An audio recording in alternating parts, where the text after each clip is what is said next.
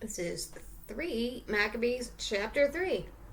When the impious king comprehended the situation, he became so infuriated that not only was he enraged against those Jews who lived in Alexandria, but was still more bitterly hostile towards those in the countryside.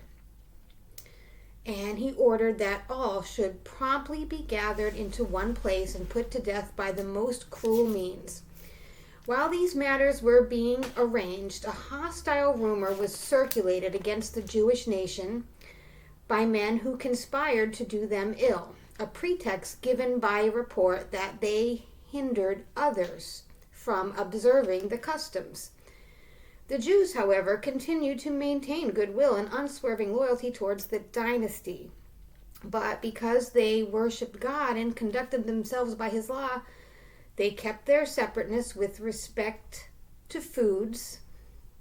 And for this reason, they appeared hateful to some.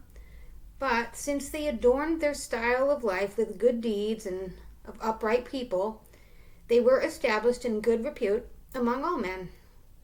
Nevertheless, those of the other races paid no heed to their good service to their nation, which was common talk among all.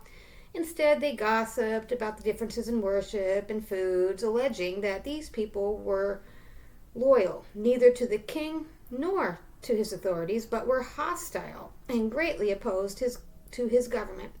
So they attached no ordinary reproach to them. The Greeks in the city, though wronged in no way, when they saw an unexpected tumult around these people, and the crowds that suddenly were forming were not strong enough to help them, for they lived under tyranny. They did try to console them, being grieved at the situation, and expected that matters would change, for such a great community ought not to be left to its fate when it had committed no offense. And already some of their neighbors and friends and business associates had taken some of them aside privately and were pledging to protect them and to exert more earnest efforts for their assistance. Then the king, boastful of his present good fortune, and not considering the might of the supreme God, but assuming that he would persevere constantly in his same purpose, wrote this letter against them. King Ptolemy Philopater.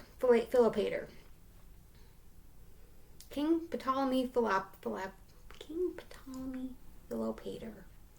To his generals and soldiers in Egypt and all districts, greetings and good health. I, myself, and our government are faring well. When our expedition took place in Asia, as you yourselves know, it was brought to conclusion according to plan by the gods' deliberate alliance with us in battle.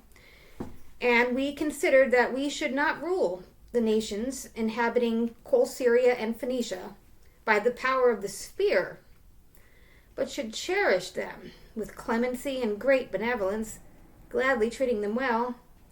And when we had granted very great revenues to the temples in the city, we came on to Jerusalem also, and went up to honor the temple of those wicked people, who never cease from their folly.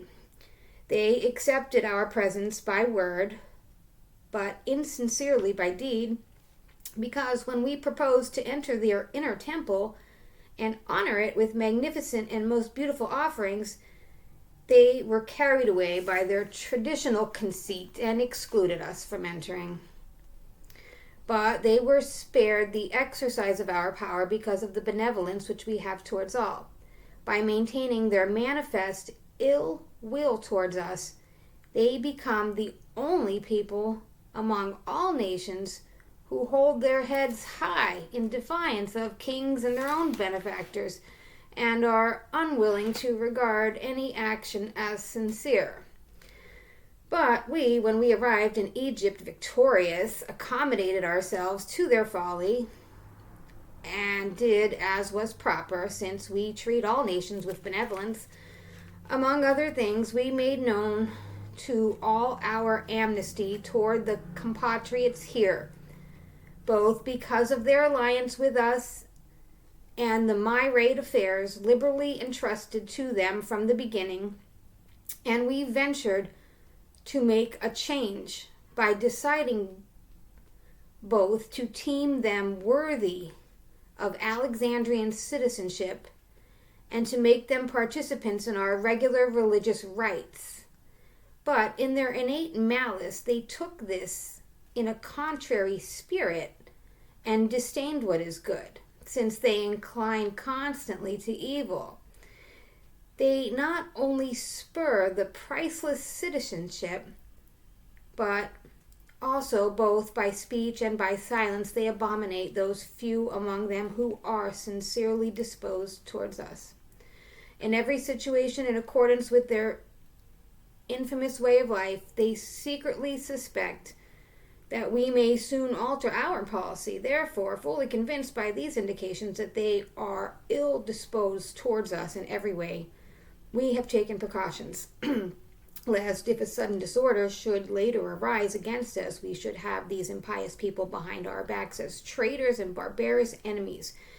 Therefore, we have given orders that as soon as this letter shall arrive, you are to send to us those who live among you, together with their wives and their children, with insulting and harsh treatment, and boundly secured with iron fetters, to suffer the sure and shameful death that befits enemies. For when these all have been punished, we are sure that for the remaining time the government will be established for ourselves in good order and in the best state. But whoever shelters any of the Jews' old people, children or infants, will be tortured to death with the most hateful torments, together with his family. Anyone willing to give information will receive the property of the one who incurs the punishment. And also 2,000 drachmas from the royal treasury will be awarded his freedom. Every place detected sheltering a Jew is to be made unapproachable and burned with fire, and shall become useless for all time to any mortal creature. The letter was written in the above form.